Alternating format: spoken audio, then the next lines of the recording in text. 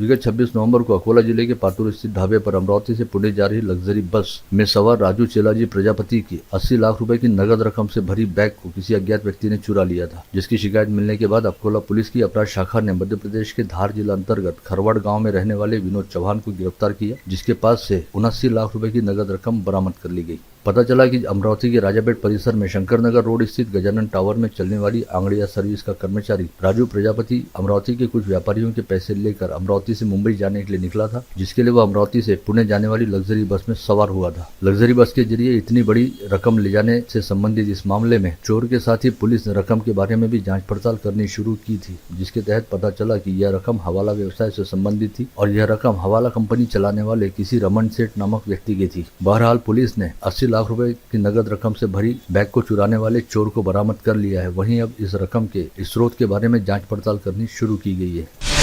सांसद शरद पवार के नेतृत्व वाली राष्ट्रवादी कांग्रेस पार्टी द्वारा आगामी संसदीय चुनाव में राज्य की 14 से 15 सीटों पर अपने प्रत्याशी खड़े करने की घोषणा की गई, जिसमें अमरावती संसदीय क्षेत्र से भंडारा, बारामती, सातारा, शिरूर, रायगढ़, रावेर व दिंडोरी निर्वाचन क्षेत्रों का समावेश रहेगा। साथ ही कुछ निर्वाचन क्षेत्रों में पिछली बार के प्रत्याशियों की बजाय इस बार नए प्रत्याशियों को टिकट दिए जाएंगे। इस आशय की जानकारी शरद पवार के नेतृत्व वाली राष्ट्रवादी कांग्रेस पार्टी के प्रदेशाध्यक्ष जयंत पाटिल ने पुणे में देते हुए पार्टी के पदाधिकारियों व कार्यकर्ताओं को आगामी मार्च व अप्रैल माह में होने वाले लोकसभा चुनाव हेतु काम पर लग जाने का आदेश दिया है। संसद का सोमवार से प्रारंभ हो रहा शीतकालीन सत्र अमरावती के संदर्भ में काफी महत्वपूर्ण रहने वाला है। पहले ही दिन के लिए राज्यसभा सांसद अनिल बोंडे के बेलोरा विमानतल संबंधी प्रश्न पर नागरिक विमानन मंत्री ज्योतिरादित्य सिंधिया उत्तर देने वाले हैं। सांसद बोंडे ने विमानतल के साथ ही रेलवे के वैगन कारखाने के उद्घाटन, चिखलदरा में प्रस्तावित स्काईवॉक और किसानों को इंसेंटिव देने संबंधी प्रश्न प्रस्तुत किए। राज्य के मौलाना आजाद अल्पसंख्यक आर्थिक विकास बोर्ड को राज्य सरकार की गारंटी सीमा 30 करोड़ से बढ़ाकर 50 करोड़ रुपए कर देने का प्रस्ताव मंत्रिमंडल की बैठक में पारित होने पर विधायक सुलभा खोड़के व जमाते उलेमा हिंद के प्रदेश अध्यक्ष नदीम सिद्दीकी ने प्रसन्नता व्यक्त की है और दोनों ने इसके लिए वित्त विभाग संभाल रहे उप मुख्यमंत्री अजित पवार के सतत प्रयासों के लिए उनका आभार भी ज्ञापित किया है।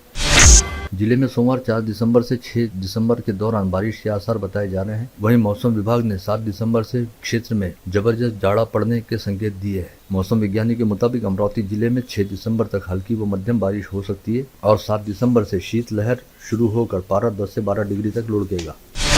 जिले के सांसद नवनीत राणा व विधायक रवि राणा आज अपने कई समर्थकों के साथ मध्य प्रदेश के उज्जैन स्थित महाकाल मंदिर पहुंचे, जहां पर विधायक रवि राणा द्वारा कुछ दिन पहले अयोध्या के श्री राम जन्मभूमि मंदिर व हनुमानगढ़ी से पवित्र मिट्टी से भरा कलश लाकर रखा गया था। आज सुबह इस पवित्र कलश का राणा दंपत्ति ने बड़े विधि विधान के साथ पूजन किया। साथ ही कलश को अपने सिर पर धारण करते हुए महाकाल मंदिर की परिक्रमा पूर्ण की, जिसके उपरांत इस पवित्र कलश को भक्ति शक्ति रथ पर विराजित करते हुए अमरावती के लिए रवाना किया गया। यह रथ यात्रा धारणी मार्ग के जरिए अमरावती जिले की सीमा में प्रवेश करेगी। पश्चात अगले 13 दिनों तक जिले के सभी तहसील क्षेत्रों में भ्रमण करते हुए 15 दिसंबर को सुबह अमरावती पहुंचेगी।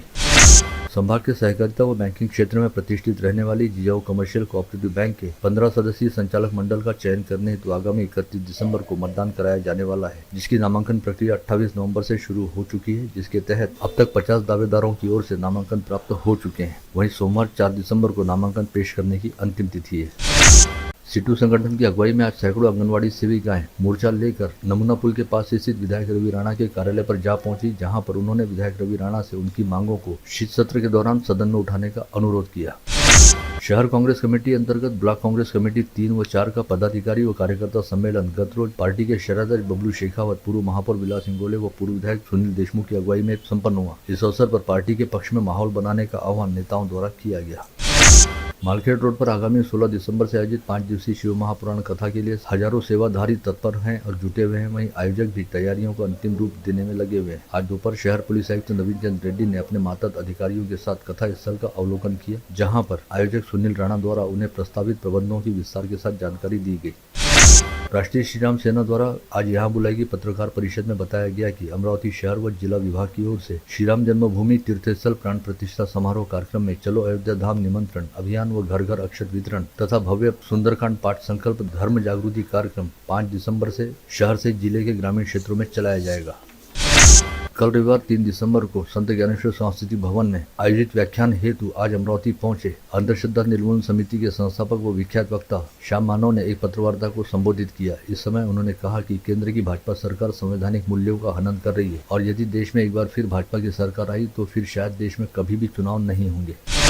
महाविहार मुक्ति आंदोलन समिति के विदर्भ दौरे की शुरुआत हो चुकी है। इसी के तहत आज अखिल भारतीय भिक्खु महासंघ के अध्यक्ष भदंत आनंद महाथेरो, भंते श्रीपाद थेरो व भंते श्रीलाभ थेरो का अमरावती आगमन हुआ। इस समय उन्होंने सरकारी विश्राम गृह पर मीडिया को संबोधित करते हुए कहा कि बुद्ध विहार में किसी को भी आने जाने से रोका नहीं जाता और प्रत्येक व्यक्ति को उसके धर्माचरण के अनुसार अधिकार प्राप्त है। सभी दुकानों व आस्थापनाओं के नाम फलक मराठी में लिखे जाए, इसे तो सर्वोच्च न्यायालय द्वारा दी गई मुदत खत्म हो गई है। इसके बावजूद भी शहर के कई दुकानदारों व आस्थापना धारकों द्वारा इसकी अनदेखी की जा रही है, जिसके चलते मनपा के बाजार व परवना विभाग ने मराठी में नाम फलक नहीं रहने वाले दुकानों व आस्थापनाओं के नाम नोटिस जारी करने का अभियान शुरू किया है। विगत 3 दिनों के दौरान करीब 200 आस्थापना धारकों को नोटिस दी गई है। विदर्भ के पंडरी के तौर पर ख्याति प्राप्त रहने वाले श्री क्षेत्र कौंडण्यपुर में 27 से 30 नवंबर के दौरान हुए दही हांडी उत्सव में विधायक यशोमती ठाकुर द्वारा शुरू की गई स्वास्थ्यवारी आपके द्वार की ओर से निःशुल्क स्वास्थ्य सुविधा उपलब्ध कराई गई थी, जिसका 937 भाविकों ने लाभ लिया। भीम आर्मी के प्रदेशाध्यक्ष सीताराम गंगावने के नेतृत्व में संविधान यात्रा का अमरावती शहर में गत रोज आगमन हुआ। वहीं आज 2 दिसंबर को सरकारी विश्राम गृह से यात्रा निकलकर डॉक्टर बाबा साहब अम्बेडकर चौराहे पर पहुंची, जहां पर डॉक्टर अम्बेडकर के पुतले का अभिवादन किया गया। खापड़े बगीचा स्थित ज्येष्ठ नागरिक वार्ड में 2 दिसंबर को जनजागृति क्रीड़ा व बहुउद्देशीय संस्था की ओर से रक्तदान शिविर का आयोजन किया गया। इस शिविर में 50 से अधिक युवाओं ने अपना रक्तदान करते हुए योगदान दिया। शिविर में शहर पुलिस आयुक्त नवीन चंद्र रेड्डी, पुलिस उपायुक्त विक्रम साड़ी व जिला शल्य चिकित्सक ने भेंट दी। दस्तूर नगर के देशपांडे लेआउट के शौर्य क्रीड़ा मंडल के मैदान पर साई क्रीड़ा मंडल व शौर्य क्रीड़ा मंडल के संयुक्त तत्वाधान में 1 दिवसीय वॉलीबॉल खुली स्पर्धा का आयोजन किया गया है, जिसका शानदार समापन हुआ। स्थानीय ट्रांसपोर्ट नगर स्थित अग्निशमन केंद्र के उपकेंद्र प्रमुख सैयद अनवर की अगुवाई में नारायणा विद्यालय के विद्यार्थियों को अग्निशमन प्रशिक्षण व प्रात्यक्षिक दिखाए गए। सामाजिक कामों में हमेशा ही अग्रसर रहने वाले सुशास्त्रा फाउंडेशन ने सदा शांति बालगृह में रहने वाले बच्चों के साथ दीपावली मिलन मनाते हुए उनमें खुशियां बांटी, जिसके तहत बच्चों के लिए पिज्जा पार्टी का आयोजन करते हुए बच्चों को उनकी जरूरत का साहित्य वितरित किया गया। चित्रा टॉकीज के पीछे सतीधाम कॉम्प्लेक्स स्थित लक्ष्मी नारायण दुर्गा माता मंदिर में विगत दिनों भव्य अन्नकूट का आयोजन किया गया। इस समय लक्ष्मी नारायण व दुर्गा माता के विग्रहों का श्रृंगार करते हुए विधि विधान पूर्वक आरती व पूजन किया गया। पश्चात भोग नैवेद्य अर्पित करते हुए भाविक श्रद्धालुओं में अन्नकूट प्रसाद वितरित किया गया। अमरावती शहर से तहसील व जिले की राजनीति व सहकारिता क्षेत्र में अपनी मजबूत पकड़ रखने वाले जिला परिषद के पूर्व कृषि सभापति व अचलपुर फसल मंडी के संचालक विजय अजाबराव काले का 68 वर्ष की आयु में आज दोपहर देहांत हो गया। उनकी अंतिम यात्रा कल सुबह 9 बजे परतवाड़ा के ब्राह्मण सभा कॉलोनी परिसर स्थित निवास स्थान से निकाली जाएगी।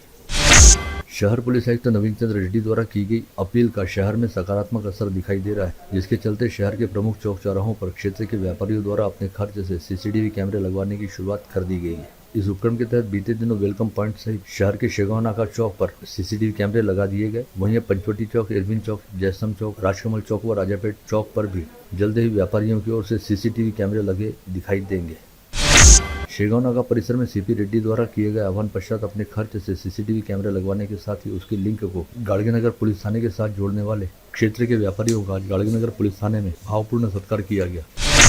हमालपुरा रोड पर दुर्गा माता मंदिर के पास स्थित चांडक टावर्स नामक 5 मंजिला इमारत की निचली मंजिल पर बने पिलर में आज दोपहर काफी बड़ी दरार पड़ गई, जिसकी ओर ध्यान जाते ही इमारत में रहने वाले चांडक परिवार के सदस्यों सहित इमारत में स्थित अखबारों के कार्यालयों में अच्छा खासा हड़कंप मच गया और पूरी इमारत को तुरंत खाली करा लिया गया। इसकी जानकारी मिलते ही मनपा का दमकल दस्ता तुरंत मौके पर पहुंचा।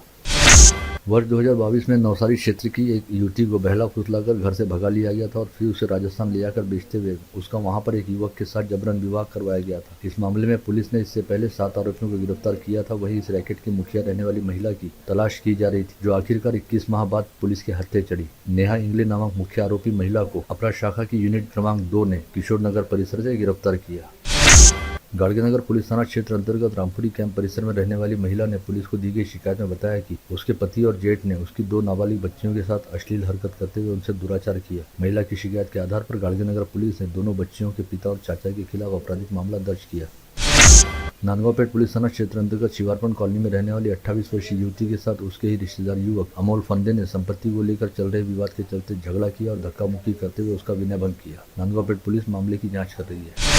गाड़गेनगर पुलिस थाना क्षेत्र अंतर्गत अपने पिता द्वारा बेची गई दुकान को नए मालिक से खाली कराते हुए वापस लेने की नीयत से ऋषभ देशमुख और दुष्यंत देशमुख नामक 2 युवकों ने दुकान में काम करने वाली 28 वर्षीय युवती के साथ अश्लील गाली गलौज करते हुए धक्का मुक्की की।